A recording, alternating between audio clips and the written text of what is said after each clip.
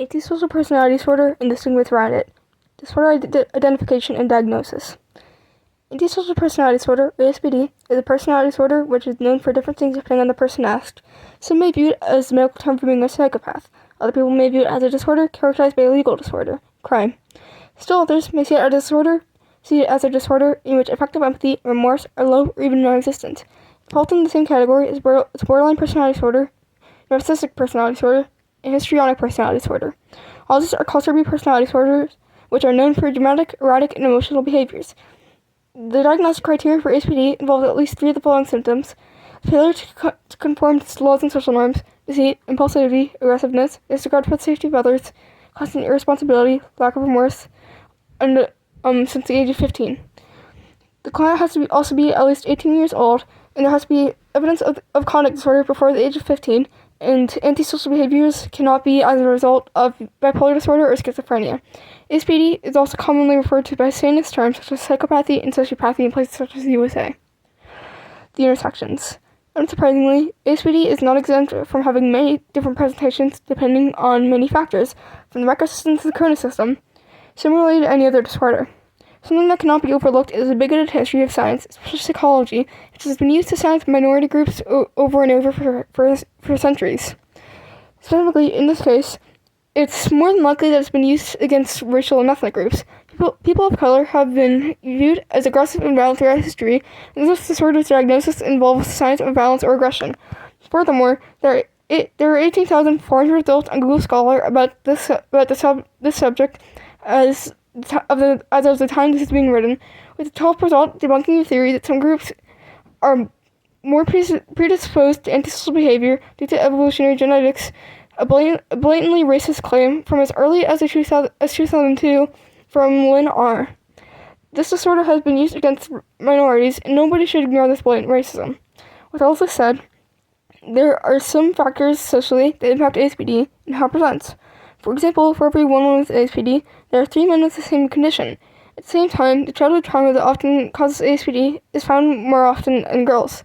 One reason I think this could be is because women are encouraged to share their emotions and be vulnerable, to be social, while men are often shunned or made fun of for expressing emotion and vulnerability. They're often socially discouraged and isolated. Out of any cluster B personality disorder, ASPD is likely one of the emotionally tougher ones, and that social factors don't influence emotional high and lows as much.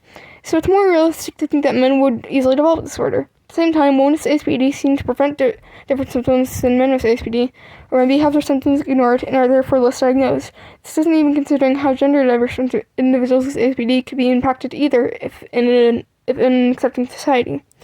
Note for this section is that it's not uncommon for people with ASPD to have other comorbid disorders, such as substance use disorders.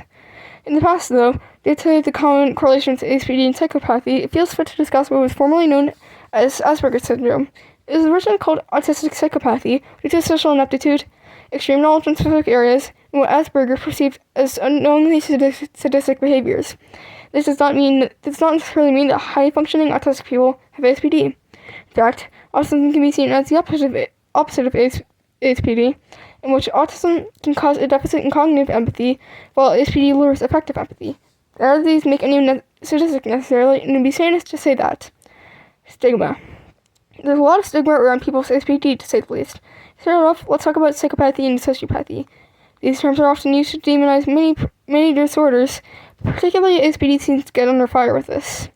They're both forced to describe bad people, criminals, and those with low empathy. This draws similarities to ASPD, of course, even if it doesn't fully apply to everyone's ASPD.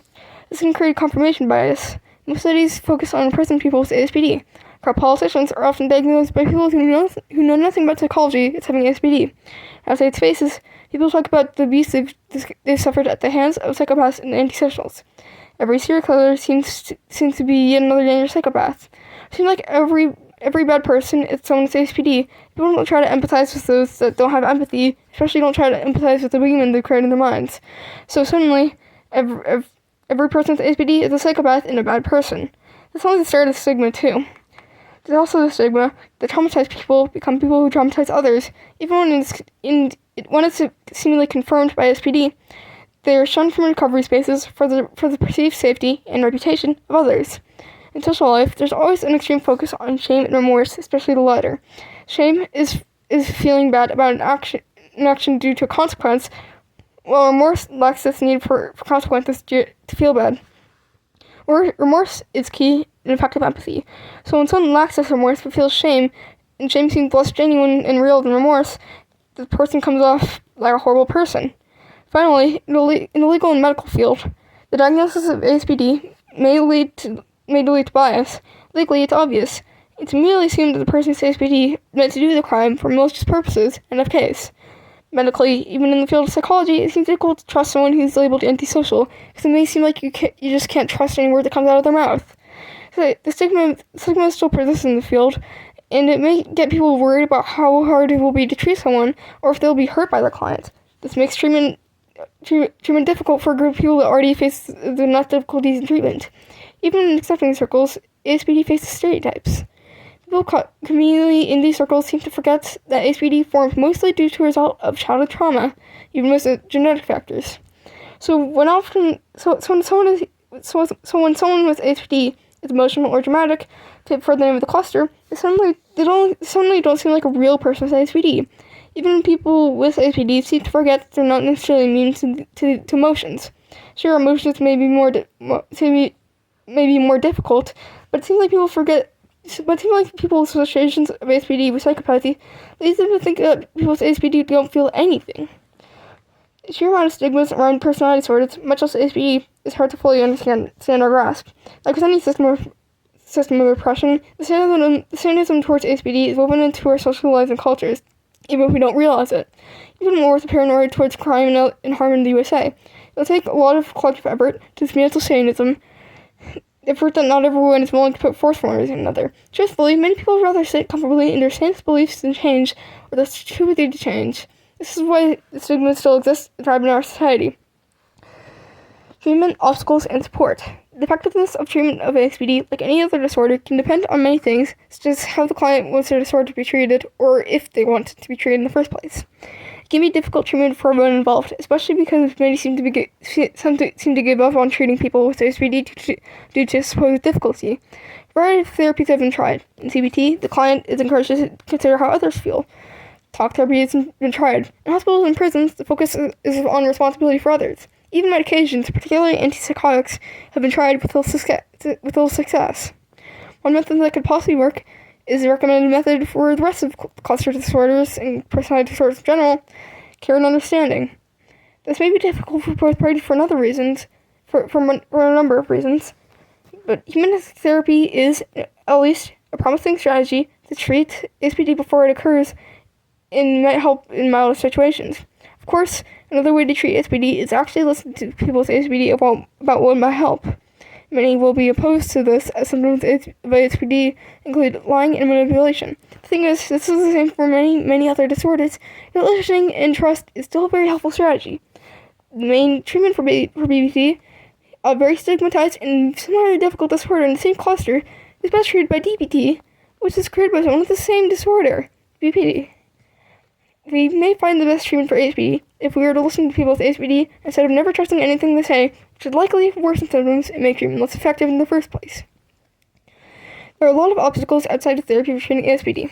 Of course, there will be typical issues such as having accessible transportation that are difficult for everyone going to therapy regardless of disorder status.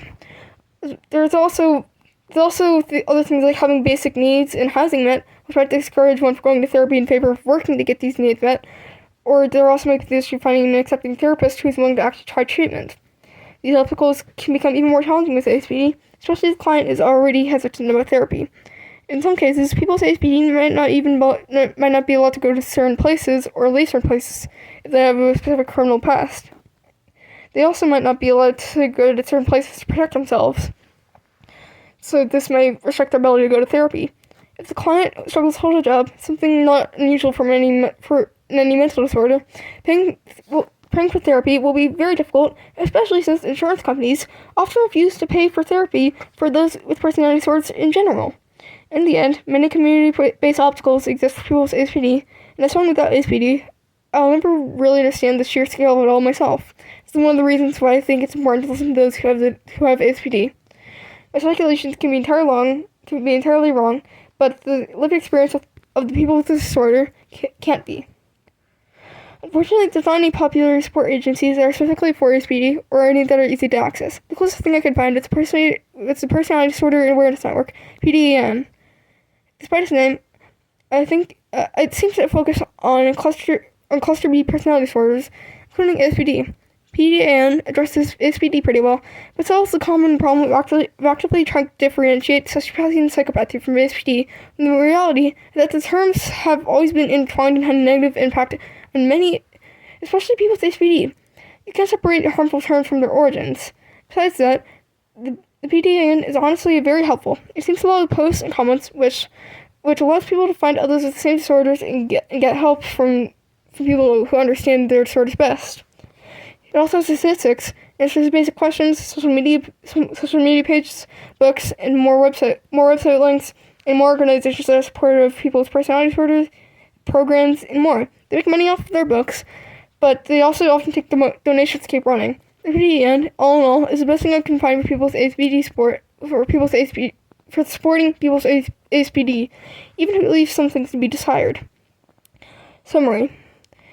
Antisocial personality disorder is a disorder that's often emphasized for criminal behavior and the harm or lack of care for others. It has a history of being tied to racism and other forms of sadism, while also having differences in presentation based on things like gender. People with ASPD are often viewed as dangerous criminals or as lacking emotion as well as empathy. In truth, ASPD falls in the dramatic cluster for a reason. People with ASPD have emotions and aren't serious in the making. They're people. The best way to treat ASPD is... It hasn't been found, but simply caring for them can go far. It should be considered that people with ASPD may be set farther back by community obstacles more so than others. There's very little support for ASPD, and even though the support isn't fully considered sadism in the words, even if otherwise good.